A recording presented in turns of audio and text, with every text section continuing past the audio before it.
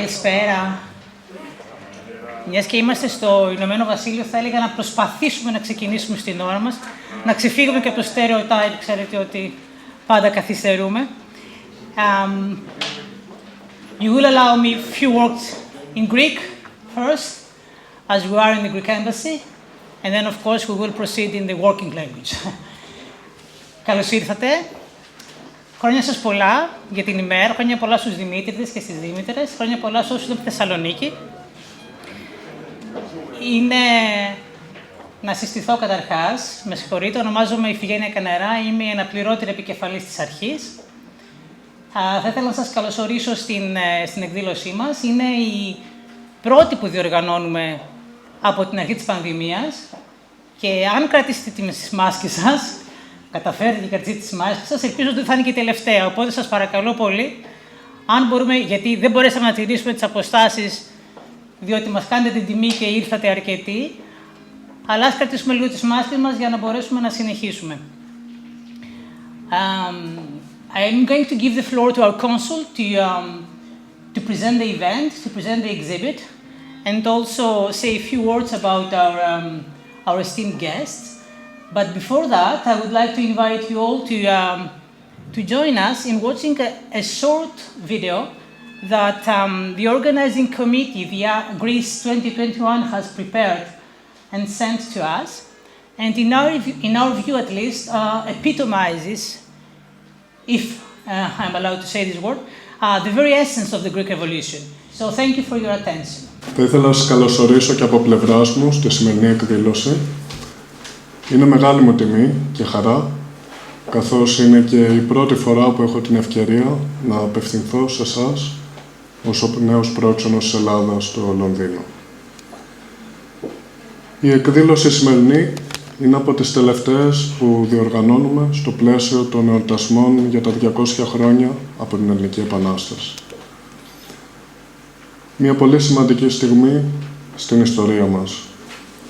Η ιστορία έχει πρόσωπο και αυτός είναι ο τίτλος της σημερινής εκδήλωσης. Σας ευχαριστώ πάρα πολύ όλους που ήρθατε σήμερα εδώ μαζί μας. Ladies and gentlemen, it is a great pleasure to welcome you all to our premises for the opening of the exhibition entitled History Has a Face. As you know, the Embassy is always open to host cultural, academic, and other events for our compatriots, but also for those who are interested in our country and our culture. 2021 is a year of celebration. Greeks all over the world have organized various events to celebrate this completion of the 200 years since the declaration of the War for Independence. The UK is no exception. As you may know, our embassy signaled the celebration of the anniversary of the 200 years with the online event, which involved the participation of distinguished British personalities of intellect. The celebrations continued with other events. One of the most iconic moments of the 1821 celebration, the 200 years, was when the heir to the British throne, Prince Charles, joined the official celebrations in Greece. His speech will be remembered as a landmark for the Greek-British relations. Today, we conclude the celebrations of 1821's bicentenary with an event dedicated to what we consider closest to the very essence of the revolution, the faces of the heroes. It is not just Makrigiannis, Kolokotronis, Nikitaras, Bouboulina, Karaiskakis. It is not only the well-known phileλλήνες like Lord Byron and George Finlay that we consider heroes of the revolution. It is every single man and every single woman who made any contribution small or huge, and helped earn the freedom of our country. Benjamin Mary, a diplomatic representative of Belgium to Greece, shortly after the War of Independence, depicted not just emblematic figures like fighters and politicians, but also ordinary people. They were around 320 in total. In our embassy, as you can see, we present 15 portraits, courtesy of Σύλβια Ιωάννου Foundation. I shall add here that this event, today's event, could not have been possible without the collaboration of the National Historical Museum. We would like particularly to thank Mrs. Ifigenia Voyadzi, curator of the museum, for the video message that she has sent us. Unfortunately, it cannot be displayed due to technical reasons. It will be projected, though, through social media channels. I wish also to wholeheartedly thank the participants and who are going to speak here today. Professor Gonda van Steen, Dr. Jennifer Wallace, and Dr. Alasdair Grant, who came all the way from Edinburgh just to be here with us today. I want to thank Angeliki Petropitsioti too for her kind participation. Above all, I would like to thank you all for coming here today, and I wish you enjoy tonight's evening. That would be all from my side, and now I would like to invite Gonda van Steen, in the Korea's Chair of Modern Greek and Byzantine History, Language and Literature, who is going to make a presentation about Benjamin Mary. Gonda, who is herself Belgian-American, a classical scholar and linguist, specializes in ancient and modern Greek language and literature. Please, Gonda, have the floor. Καλησπέρα σας. Τι χαρά που είναι που είμαστε ξανά εδώ. Τελευταία φορά μου φαίνεται τώρα χρόνια πριν και πολύ χαίρομαι που ήρθατε με τόσο κόσμο και είστε εδώ να χαρούμε αυτή την ιδιαίτερη ευκαιρία. So a warm welcome to all of you.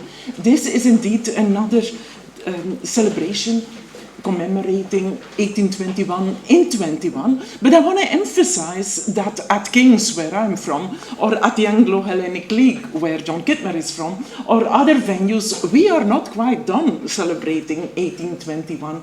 We have various events planned for November and December, so keep them in mind. They are on our website, 21in21.co.uk, for the 21 activities in 21. So there is more to come, and if I may emphasize, it comes from phileλλήνες as much as from Greeks, which I think is a kind of nice reiteration of the events of 1821 themselves. So this by way of introduction, to get to Benjamin Mary, a Belgian artist. Now, being Flemish Belgian myself, we didn't actually grow up with Benjamin Mary. I had to do quite a bit of research to dig up Benjamin Mary. But when Elena Supiana from the press office asked me what I would like to present, and she suggested I talk about individual heroes, I said, why don't I talk about the other Belgian phileλλήνες? Since you can probably count us on the fingers of one hand, why not take the occasion to talk about my sympatriotes? So Benjamin Mary then was born in 1792 and lived a very short life, died in 1846. He was born in a Belgian city called Mons. That means French-speaking Belgium. As Belgians, we always like to make that distinction. He was trained as a lawyer, rather typical, but also had an interest in art, biology, and botany, which is not unusual for your profile of your 19th century highly qualified diplomat. And sure enough, one of his first missions with his interest in botany is Brazil, of all places. So he spends time in Brazil as a diplomat on behalf of Belgium and has a blast of a time in the Amazon jungle, which he absolutely loves and makes lots of sketches of. And then he gets sent to Greece. He is the first Belgian ambassador to Athens. So he arrives in 1839 and he takes the opportunity to travel extensively. So he's clearly a very curious spirit and he loves traveling, and he makes it all the way to Cyprus as well, where he develops a keen interest in cities of Cyprus. So from the Amazon jungle to the Cypriot cities. And he leaves sketches of Larnaca, Famagusta and Kyrenia. Very important in retrospect of the history that is to follow. Now, he made a mistake that no diplomat should make on arrival in a new country. He got involved in party politics. In Greece in the 1830s and 40s is still very much a country where you have a Russian party, an Anglo party. So clearly the great powers are putting their people up and rallying for their own causes. Our Benjamin Mary got involved and it didn't end too well. So he spent his productive time then in Greece is from 1840 through 1844. Actually a very short stint. He got himself in so much trouble that he was diplomatically removed. And this was camouflaged by a sick leave in 1845. And then he's sent to Paris. So by now he's really making quite the round, but in Paris, word has it, he became an embarrassment to his Belgian government. And he was recalled. Whatever the story is, I couldn't find it, but it must have been serious. The poor man died in 1846. So really a very short span. But a very productive span when it comes to leaving these absolute beautiful sketches of Greece in the 1830s. And as much as his life was troublesome, I want to emphasize and actually praise him a little bit more for his actual work.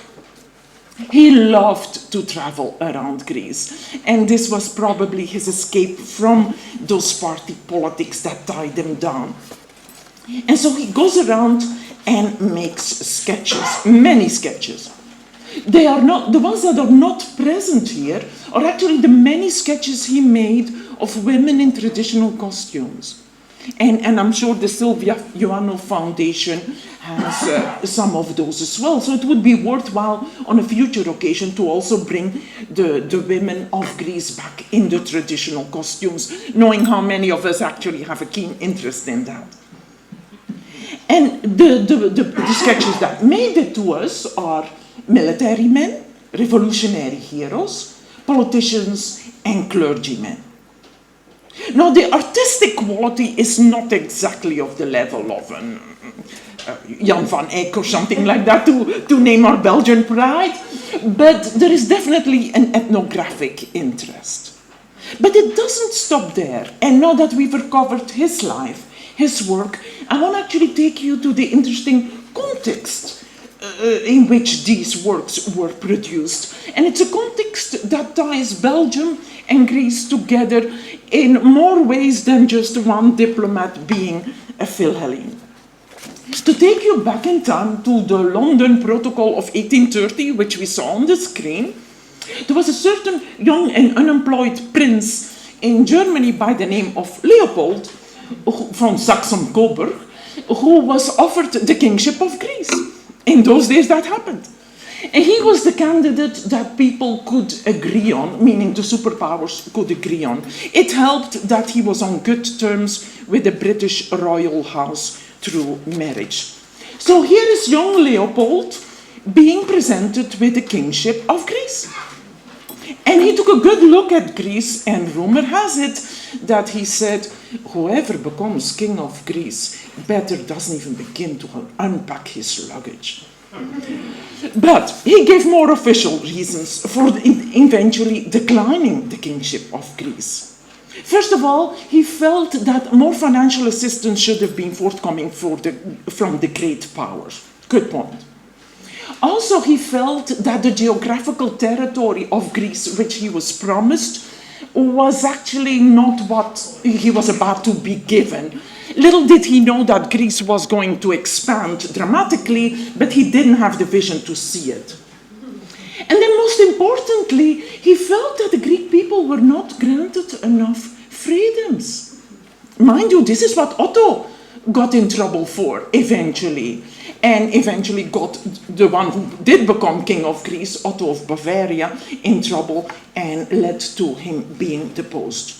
But our Leopold declined, and it happened. The next year they offered him the kingship of Belgium, would you believe it? And so then he actually accepts. And sure enough, the kings of Belgium have not had to pack their bags. They are still with us. So strategically, that was a good move for the family von Saxe-Coburg. It was not such a great move for Belgium.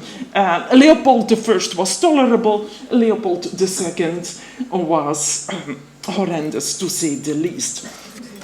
But our Leopold I now always thought of Greece with a certain level of nostalgia. It was the kingship he could have had and never quite had. And so there was always, what if I'd taken the job in Greece rather than the one in Belgium? And so this friendship then that he developed with Benjamin Mary, and now we're back to Benjamin Mary, is very much about encouraging Benjamin Mary, who has drawing talent, to go to Greece, see as many people and places as possible, and bring the pictures back. As if you send out somebody with a good camera, but bring the pictures back so that Leopold can reminisce what Greece was like and actually have the physical environment surrounding him.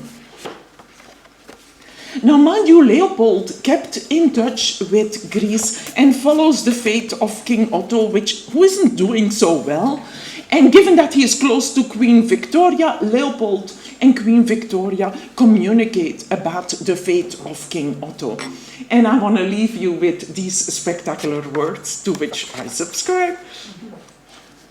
He says to Queen Victoria, or Leopold now, you know, if I could, I would make a swap with King Otto. I will try to make him understand that. He would be richer in money, but I would have sun and an interesting country. Thank you. Thank you very much, Gonda, for the informative as well as entertaining presentation. Next, I would like to invite Dr. Grant, Curatorial Fellow in the University of Edinburgh, to take the floor. Dr. Grant is going to present on the career and the writings of one of the most important developers between Great Britain and Greece during and after the Revolution, George Finlay. His presentation is entitled Mixed Celtic Memories with a Phrygian Mound. George Finlay, historian and philologist. Welcome. It's a pleasure to be here to say a very few words about someone about whom we know, in fact, a great deal, the historian and philhellene George Finlay.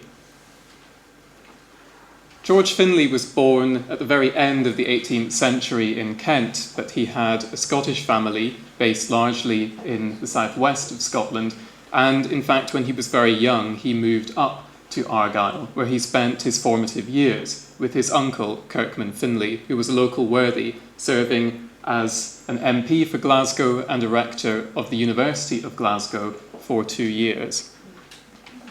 Now, when Finlay finished his studies in Glasgow, he moved to the University of Göttingen, as was common at the time in the Kingdom of Hanover, which was then ruled by the same royal house as the Kingdom of Great Britain. Now, in Göttingen, Finlay was exposed to the German Philhellenic movement and befriended the one Greek student he was aware of at the university at that time. And in 1823, he resolved that he himself would travel to Greece to find out more about the state of the country and the prospects of the revolution. He emphasises in his autobiography that he made this decision quite independently of Lord Byron, who decided to do the same thing at exactly the same time. Finlay then met Lord Byron in Catalonia in October 1823, where famously he reminded Byron upon his arrival of Shelley. And in Byron's words he said, "I thought that you were Shelley's ghost." Lord Byron was found with the novels of Sir Walter Scott scattered across the floor of his rooms, waiting to pass over to the mainland of Greece, which he soon afterwards did. Finlay himself passed over to Greece and there acted as a political intermediary between different revolutionary parties. He began in the party of Odysseas Androutsos, but then changed his allegiance to Alexandros Mavrocordatos. He left Byron in Missolonghi a mere 9 days before Byron's death, and then himself succumbed to fever like Byron and left Greece after just a number of months. Finlay then returned to Scotland, where he qualified for the bar. In fact, he never practiced because in 1826, he received an invitation in writing from his friend Frank Abney Hastings to join him aboard the Carteria to sail for Greece and participate in the ongoing revolution. He snapped up the opportunity and sailed with Hastings, eventually joining the staff of fellow Scot Thomas Gordon of Bufflaw and Cairns in his expedition to relieve the Ottoman siege of Athens in 1826-7. Finlay maintained a close association with Thomas Gordon, serving with him one more time in 1835 as part of a campaign to try and tackle brigandage in the north of what was then the Kingdom of Greece. Finlay was a passionate supporter of a constitutional and liberal Greece, and he served in government himself. In 1841, as you see on this diploma here, he was elected as one of 3 provincial governors in Attica. He had himself settled in Athens after the revolution and would remain there with his Armenian Constantinopolitan wife Nectar Trevinian until his death in 1875. Now, Finlay is probably best known as a historian of Greece. Here you see the opening spread of his 2-volume History of the Greek Revolution. Finlay's historiographical project was radical because it took the story on from the very well-known and well-covered period of classical Greece through the Roman occupation into the Byzantine and Ottoman periods and right up to his own time. In the end, it stretched to 7 volumes. In his own history of the revolution, he was involved in a project to communicate the revolution in a slightly different way from his former commander and fellow countryman Thomas Gordon, whose own history of the Greek Revolution, the first complete history in the English language, was published in Edinburgh in 1832. In a letter that you see here quoted in the collection at the National Library of Scotland, Finlay talks about what he wanted to achieve in his history of the Greek Revolution. He was well aware that Spiridon Trikoupis had written his own history and was well aware that he stood in the footsteps of the very famous and well-regarded Thomas Gordon. And he said to his correspondent, John Stuart Blackie, then Professor of Greek at the University of Edinburgh, that he wrote only for Englishmen, by which he means British people, or those who use the English language, to whom Greece and the Greeks are mere figments of the world's history. Trikoupis, on the other hand, writes the history of a nation for that nation. It's a very interesting perspective that shows us what Finlay was seeking to achieve with his 7 volumes on Greece, bringing the longue durée of Greece's history to an English-speaking audience. In his correspondence with John Stuart Blackie, we can find some of Finlay's reflections on the connections between his Scottish homeland and Greece. Interestingly, Blackie himself was also a radical in the way that he approached Greek education, just like Finlay, in the way that Finlay chose to focus on the period after classical antiquity. John Stuart Blackie chose radically to teach Greek at the university as a living spoken language using modern pronunciation, not in the usual Erasmian way familiar in British universities today.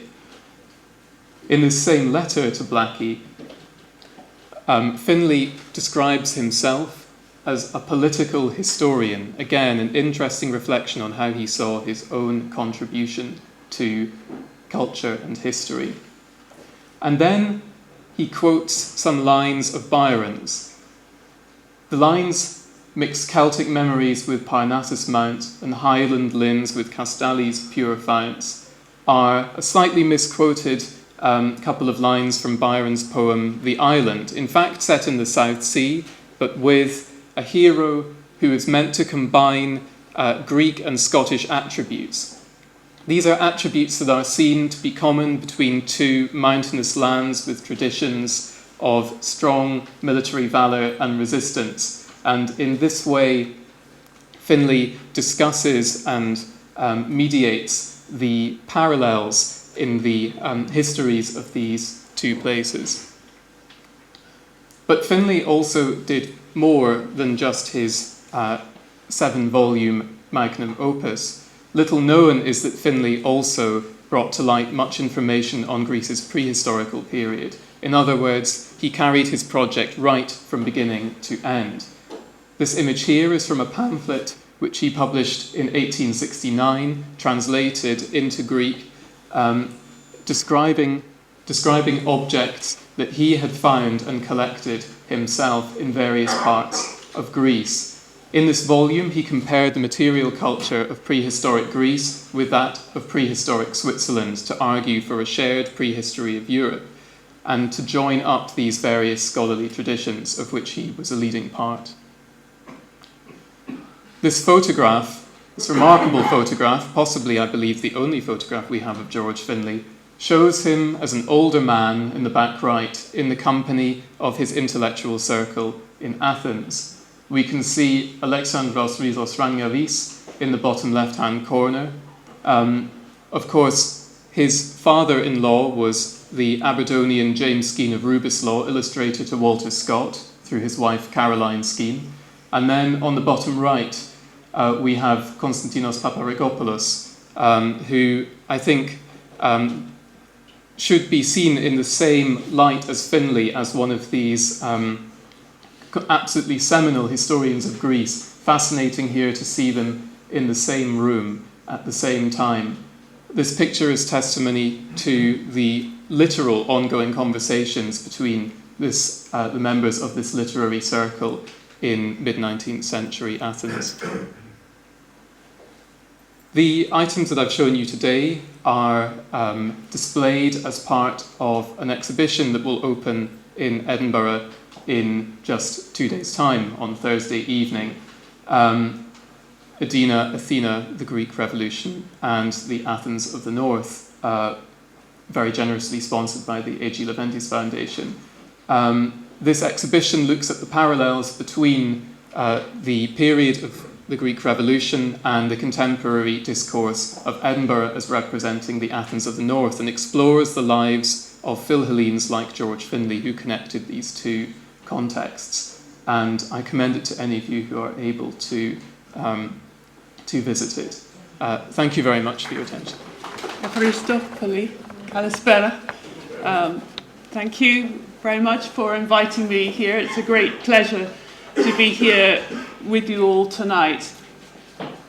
The title of this exhibition is History Has a Face, and we are surrounded by portraits of key individuals, and not so key, ordinary individuals from the Revolution. And I'm wanting to talk to you tonight about poetry, because along with painting, the other art form which reinserted the faces, the human personal side of things, into the more abstract forces of history was poetry. Poets, I think, know about the compelling power of focusing on individual characters rather than resting on abstract political argument. Poets, like painters, are adept at provoking sentimental pathos rather than trying to persuade with rational thesis or statistical fact. So I'm going to begin with Byron, whose portrait we already saw in the opening video. Byron, of course, literally gave his face to the cause. He branded himself as Greek. And this is the first of the two portraits I want to show you. Byron in Albanian dress. This painting, of course, hangs in the British Embassy in Athens. This is Byron emphasizing the Eastern non-classical elements of contemporary Greece at that time.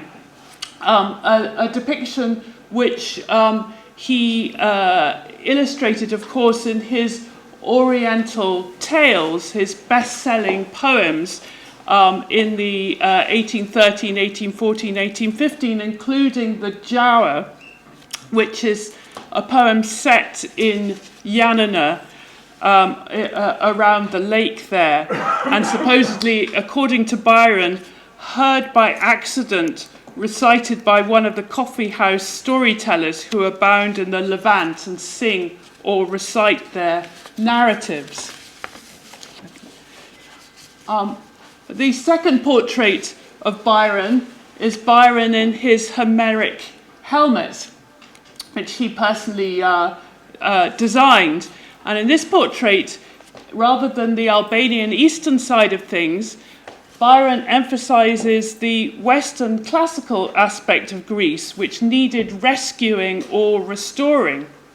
This classical side of Greece was also something that he evoked in a poem like Childe Harold, where he wrote the famous line, "Where'er we tread, 'tis haunted holy ground."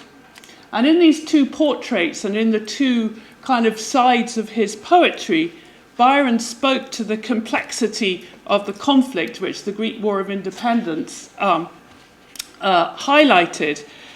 Greece was perceived by the West as both Western, the height of Western classical civilization, and yet also as Eastern, as Orientalized and exotic.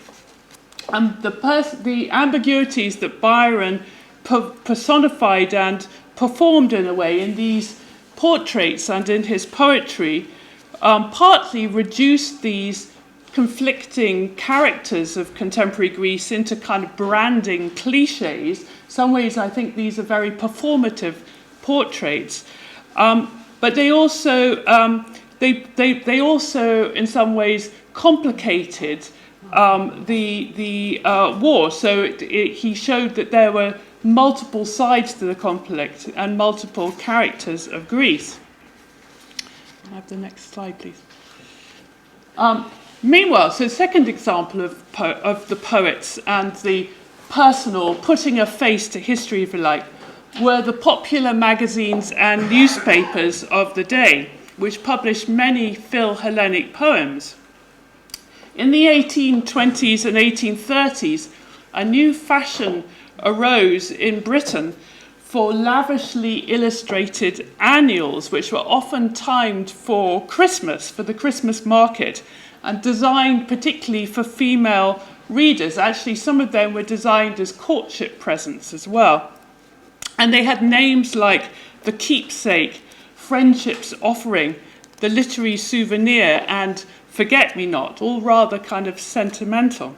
They were full of sentimental poems and pictures of the conflict in Greece, definitely putting a face to history and galvanizing support for the war, for the cause. One example is here. Oh, sorry, can you go back?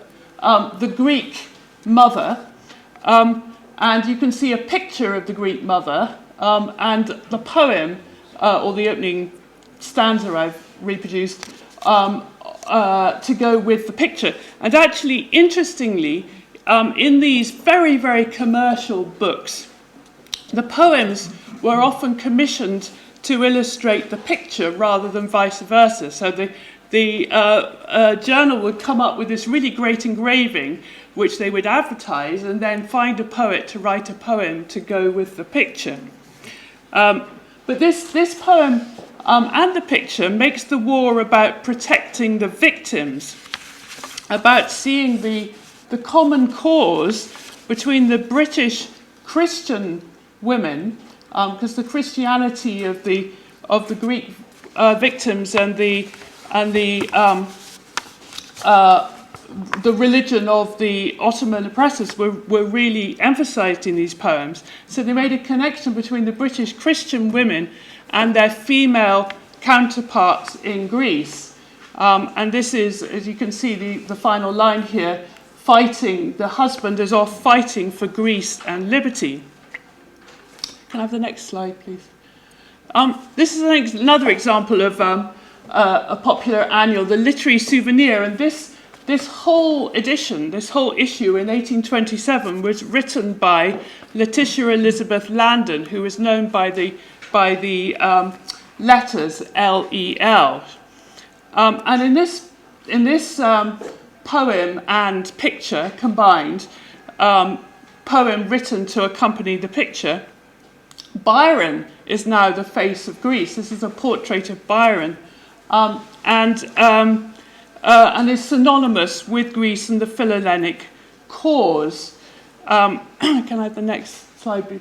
So LEL writes the poem to go with that picture, written beneath the portrait of Lord Byron, and finishes with the interesting final stanzas.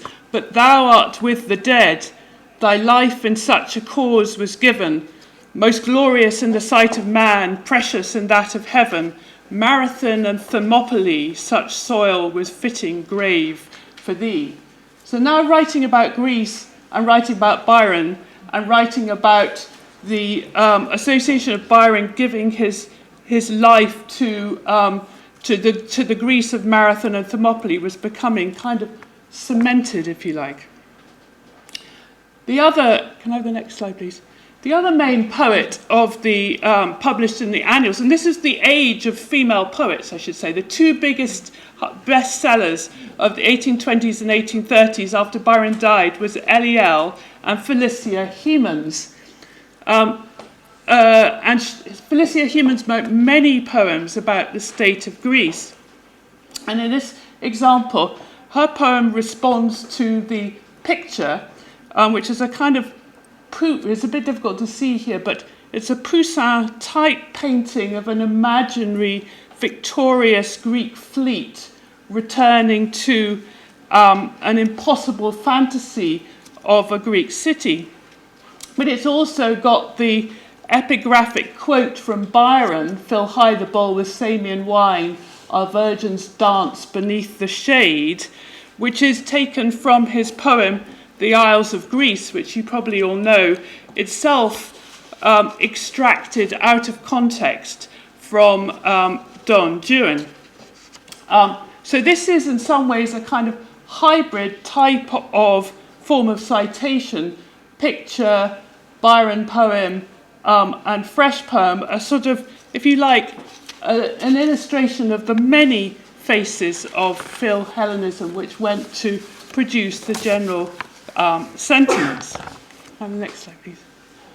My third example, quickly, is Shelley, who was mentioned by Alistair as looking like George Finlay, or vice versa. Shelley is here pictured writing Prometheus Unbound in the baths of Caracalla in Rome. He found it inspiring writing in the ruins because seeing nature overtaking the huge walls made him feel that progress and change was always possible. It inspired him with thoughts of revolution. Shelley never went to Greece, but he knew and was friendly with Prince Mavrocordatos in Pisa from December 1820. And indeed, Mary Shelley, Shelley's wife, was taught Greek by Mavrocordatos in return for giving him English lessons. In October 1821, Shelley drafted his dramatic poem Hellas, which he dedicated to Mavrocordatos in admiration, sympathy, and friendship. Hellas has been wrongly associated too much with an unthinking, naive Phil-Hellenic rhetoric, largely because of its declaration in the preface that we are all Greeks. Our laws, our literature, our religion, our arts have their root in Greece. And also because it has within it some abstract, ethereal, idealized choruses. Greece and her foundations are built below the tide of war, built on the crystalline sea of thought and its eternity. But in fact, Hellas is modelled on Aeschylus's tragedy, The Persians, and like that play, its main protagonist is the leader of the enemy force, Mahmud, the Ottoman Sultan. History, thus, has a face here, the agonized, tragic pain of the Turkish opponent, living through and coming to realize his guilt and eventual demise. This is Mahmud. We gaze on danger through the mist of fear and multiply upon our shattered hopes the images of ruin.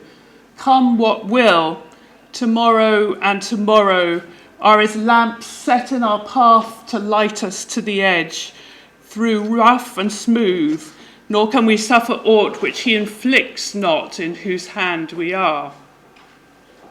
So Shelley's Mahmud here is a mixture of Aeschylus's Xerxes and Shakespeare's Macbeth, tomorrow and tomorrow and tomorrow, guilty, sorrowful, and importantly, relatable, someone we can relate to. And so I think Shelley's dramatic poem prompts us to wonder which side are we invited to identify with? What are the tragic divisions highlighted and exacerbated by the conflict? So by focusing on the faces, on the individual personalities, fictional or non-fictional, involved in the conflict, the poets highlighted the powerful appeal of sentimental pathos whipped up in Philhellenic poems. They provoked the classic tragic emotions of pity and fear. And on the one hand, those emotions cemented existing prejudices and ideologies like the Greek mother. But on the other hand, these faces, these emotions could challenge existing prejudices and divisions, the distinctions between us and them, between Greeks and barbarians, as the ancient Greeks might have it. And in that challenge, they were testing what character the new state of Greece might have. Next slide, please. And so we come today, because those debates are still going on today in the 200th year of the Greek Revolution. What is the face of Greece today? And this question, of course, has become ever more pressing as Greece has played host to, has welcomed the many influxes of refugees arriving at their shores. How does Greece celebrate its foundation? And does the recognition of the complexity of its history feed into its modern sense of itself in this, the bicentenary year? And the next slide, please. This is the one picture of the many faces of Greece, the young people today. And these are actually second-generation immigrants from Turkey and from many parts of the world in Greece who are calling for equal rights to citizenship and equal participation in a diverse society. They formed something called Generation 2.0 for rights, equality, and diversity. And so they're asking people to think about what is the ethnos and what is the citizenship of Greece today. Now, Greece this is prompted partly by the refugee crisis, and in the UK we are asking similar questions too about, in the light of Brexit, how do we think of ourselves as a people? What are the historical narratives we talk about our sense of ourselves as a nation? And reassessing the narratives you and we, all of us, tell as poets, tell about our history, is surely a crucial part of this kind of reassessment. And what I've been saying is that the poets and the painters, by focusing in on individual faces and thinking about history in that way, are also providing a kind of narrative for us to reassess the character of the nation, both historically and today. So what is the face of history today? Thank you. Thank you, Jennifer, you too, for the presentation on the poetry connected with phileλληνες and the Greek Revolution. And we see that the questions raised are always actual. Last but not least, I now have the pleasure to introduce you to Angeliki Petropetskioti. She is actress, theatre director and artistic director of Mirror Theatre in London, and will narrate now passages from memoirs of Makrigiannis and Kolokotronis. The text is provided by Io Manolesou, director of the Research Center for Modern Greek Dialects of the Academy of Athens, and the music is Santuri, performed by Stella Valasi from the Ecclesiastical Foundation of New Music of the Holy Archdiocese of Athens. Thank you, Angeliki. Κυρίες και κύριοι, καλησπέρα σας. Ladies and gentlemen, good evening. Thank you for the great atmosphere and spirit we have all created tonight. I will start with Kolokotronis' memoir.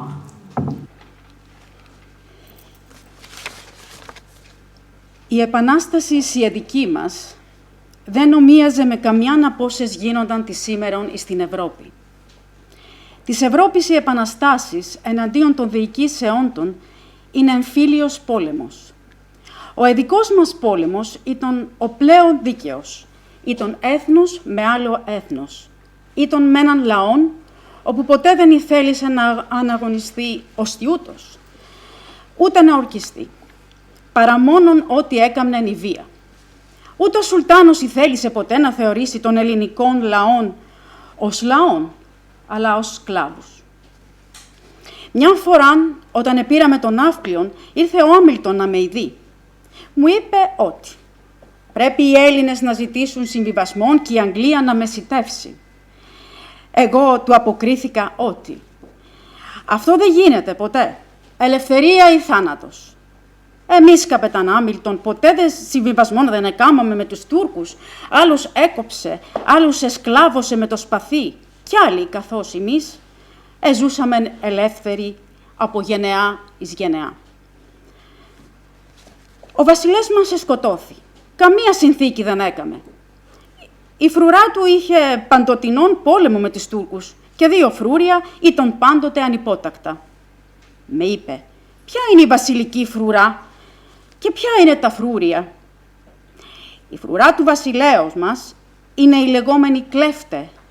Τα φρούρια, η μάνη, το σούλι και τα βουνά. Έτσι δεν ομίλησαν πλέον.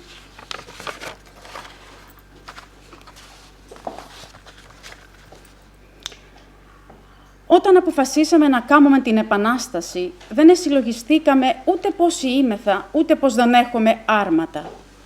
Ούτε ότι οι Τούρκοι ευαστούσαν τα κάστρα και τα πόλεις. Ούτε κανένας φρόνιμος μας είπε «Πού πάτε εδώ να πολεμήσετε με ζητοκάρα βαβατσέλα». Αλλά ως μία βροχή έπεσε εις όλους μας η επιθυμία της ελευθερίας. Και όλοι, και ο κλήρος μας, και οι προεστοί, και οι καπεταναίοι, και οι πεπαιδευμένοι, και οι έμποροι, μικροί και μεγάλοι, όλοι συμφωνήσαμε εις αυτόν τον σκοπό και έκαμαμε την Επανάσταση. Στον πρώτο χρόνο της Επαναστάσεως είχαμε μεγάλη ομόνοια και όλοι έτρέχαμε σύμφωνοι. Ο ένας επήγαινε στον πόλεμο, ο αδελφός του έφερνε ξύλα, η γυναίκα του εζήμωνε, το παιδί του εκουβαλούσε ψωμί και μπαρουτόβαλα εις το στρατόπεδο και αν αυτή η ομόνοια ευαστούσε ακόμη 2 χρόνους, ήθελαμε κυριεύσει και τη Θεσσαλία και τη Μακεδονία και ίσως εφτάναμε και ως την Κωνσταντινούπολη. Τόσον τρομάξαμε τους Τούρκους, όπου άκουγαν Έλληνα, έφευγαν 1000 μίλια μακρά. 100 Έλληνες έβαζαν 5.000 εμπρός και ένα καράβι μια αρμάδα. Αλλά δεν ευάσταξε.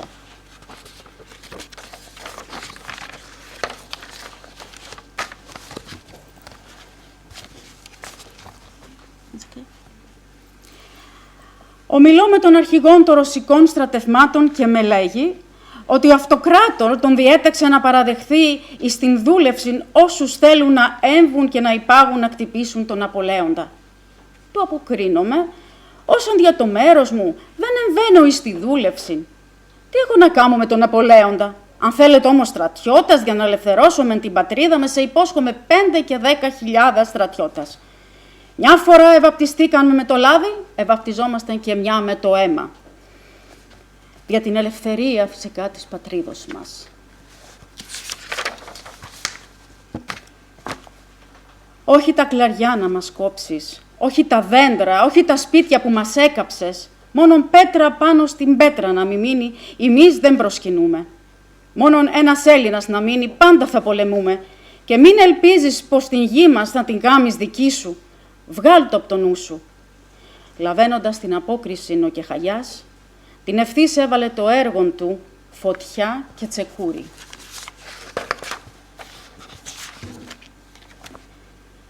Ήλθαν τη νύχτα εις 7 Σεπτεμβρίου και με πήρε ο Κλεόπας, μοίραρχος με 40 χωροφύλακας, και με πήγε εις το Ιτς Καλέ και με παρέδωσε εις το φρούραρχον και με έβαλαν 6 μήνες μυστική φυλακή, χωρίς να ειδών άνθρωπον εκτός του δεσμοφύλακα. Δεν ήξερα τι γίνεται δια 6 μήνες, ούτε ποιος ζει, ούτε ποιος πέθανε, ούτε ποιον έχουν στη φυλακή. Δια 3 ημέρες δεν ήξερα πως υπάρχω, μου εφαίνεται όνειρο. Ερωτούσα τον εαυτό μου αν ήμουν εγώ ο ίδιος ή άλλος. Δεν καταλάβαινα, γιατί με είχαν κλεισμένο. Είδα τόσες φορές τον θάνατον και δεν εφοβήθηκα ούτε τότε. Τον Κολιόπουλα λυπόμουνα, διότι είχε φαμελιά μεγάλη. Εφάγαμε το βράδυ. Την αυγή εκάμαμε τη διαθήκη μας και προσμέναμε την ώρα του θανάτου. Μετά 2 ώρες εμάθαμε ότι ο βασιλέας μας έκανε χάρη τη ζωή μας από το άδικο. Μας επήγαν στο Παλαμίδι, εις σιγουρότερον μέρος. Εσταθήκαμε και εκεί 11 μήνες. Ο βασιλεύς, όταν ανέβηκε εις το θρόνο, έκαμε διαταγή και μας ελευθέρωσε από αυτήν την φυλακή, την τόσο άδικη. Εκατέβηκα από το Παλαμίδι. Η υποδοχή όπου μου έκανε ο λαός με έκανε να λησμονήσω όλες τις δυστυχίες όπου επέρασα. Έβλεπα άλλους να κλαίουν, άλλους να γελούν και όλοι να φωνάζουν «Ζήτω! Ζήτω η δικαιοσύνη και ο βασιλεύς!» Εκεί όπου φτιάχνα τις θέσεις στους μήλους, ήρθε ο Ντερνής να με ειδεί. Μου λέγει «Τι κάνεις αυτού? Αυτές οι θέσεις είναι αδύνατες, τι πόλεμο θα κάνετε με τον Μπραήμι αυτού?» Του λέγω «Είναι αδύνατες οι θέσεις και εμείς. Όμως είναι δυνατός ο Θεός όπου μας προστατεύει και θα δείξουμε την τύχη μας σε αυτές τις θέσεις τις αδύνατες. Και αν είμαστε ολίγοι στο πλήθος του Μπραήμι, παρηγοριόμαστε με έναν τρόπο ότι η τύχη μας έχει τους Έλληνες πάντοτε ολίγους. Ότι η αρχή και τέλος παλαιόθεν και ως τώρα. Όλα τα θερία πολεμούν να μας φάνε και δεν μπορούνε. Τρώνε από εμάς και μένει και μαγιά. Και οι ολίγοι αποφασίζουν να πεθάνουν. Και όταν κάνουν αυτήν την απόφαση, λίγες φορές χάνουν και πολλές κερδένουν. Η θέση όπου είμαστε σήμερα εδώ είναι τιούτη. Και θα ειδούμε την τύχη μας, οι αδύνατοι με τους δυνατούς. «Τρεμπιέν», λέγει και αναχώρησε ο ναύαρχος. Γράφουν σοφοί άντρες πολλοί, γράφουν ντόπιοι και ξένοι διαβασμένοι για την Ελλάδα. Ένα πράγμα μόνο με παρακίνησε και μένα να γράψω, ότι ετούτη την πατρίδα την έχουμε όλοι μαζί. Και σοφοί και αμαθείς και πλούσιοι και φτωχοί και πολιτικοί και στρατιωτικοί και οι πλέον μικρότεροι άνθρωποι, όσοι αγωνιστήκαμε αναλόγως ο καθής έχουμε να ζήσουμε εδώ. Το λοιπόν, δουλέψαμε όλοι μαζί να τη φυλάμε και όλοι μαζί και να μην λέγει ούτε ο δυνατός εγώ, ούτε ο αδύνατος. Ξέρετε πότε να λέγει εγώ? Όταν αγωνιστεί μόνος του και φτιάσει ή χαλάσει να λέγει εγώ. Όταν όμως αγωνίζονται πολλοί και φτιάνουν, τότε να λέμε εμείς. Είμαστε εις το εμείς και όχι εις το εγώ. Και εις το εξής να μάθουμε γνώση, αν θέλουμε να φτιάσουμε χωριό, να ζήσουμε όλοι μαζί. Γλυκότερο πράγμα δεν είναι άλλο από την πατρίδα και τη θρησκεία.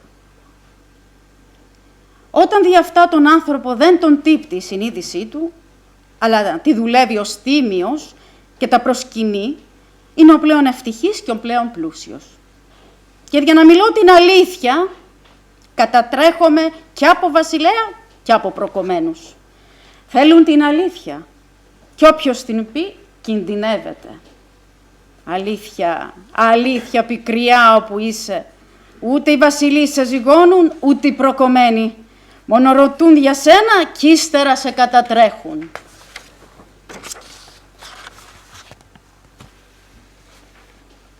Ο Θεός, όπου μας έδωσε αυτό το μικρό βασίλειο, μπορεί να μας δώσει και τρανό.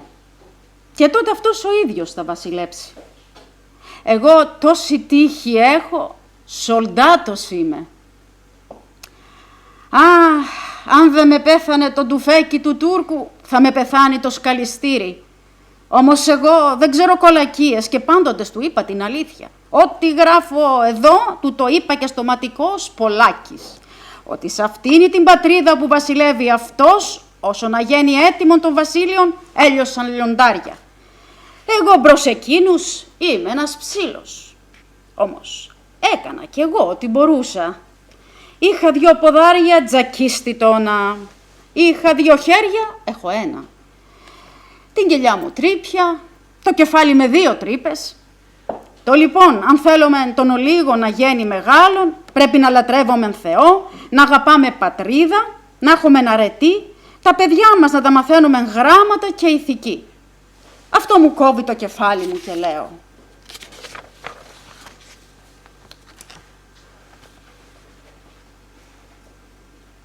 Είχα 2 αγάλματα περίφημα. Μια γυναίκα και ένα βασιλόπουλο ατόφια.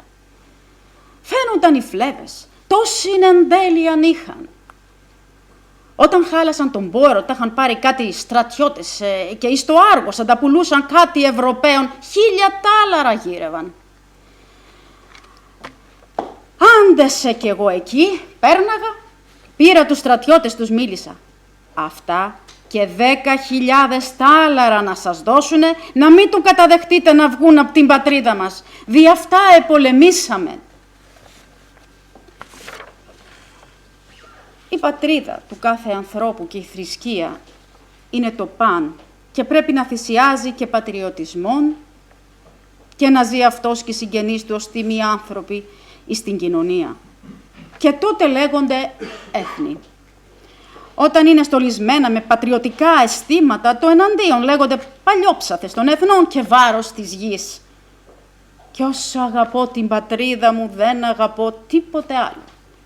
Να έρθει ένας να μου πει ότι θα πάει μπρος η πατρίδα, στρέγομαι να μου βγάλει και τα 2 μου μάτια. Ότι αν είμαι στραβός και η πατρίδα μου είναι καλά, με θρέφει. Αν η πατρίδα μου είναι χαμνά, 10 μάτια να έχω, στραβός δεν είμαι. Ότι σε εκείνη θα ζήσω. Δεν έχω σκοπό να πάω αλλού.